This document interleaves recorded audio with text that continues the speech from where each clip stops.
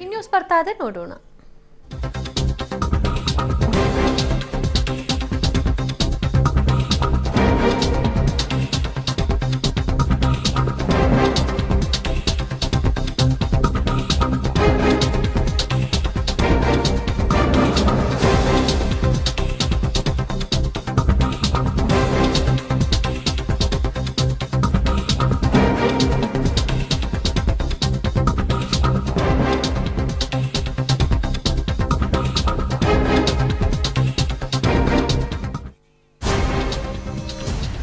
ಯಾವ್ದಾವ್ದೋ ಕಂಪ್ಲೇಂಟ್ಗಳನ್ನ ನೋಡಿದ್ವಿ, ಆದ್ರೆ ಇಂತಹ ಕಂಪ್ಲೇಂಟು ಬರೋ ಕಾಲ ಬರುತ್ತೆ ಅಂತ ಯಾರು ನಿರೀಕ್ಷೆ ಮಾಡಿರ್ಲಿಲ್ಲ ಅನ್ಸುತ್ತೆ. ಹಾಸನದ ಶಾಸಕ ಪ್ರೀತಮ್ ಗೌಡ ರೆಸಾರ್ಟ್ ನಲ್ಲಿ ನಿಂತಿದ್ದಾರೆ.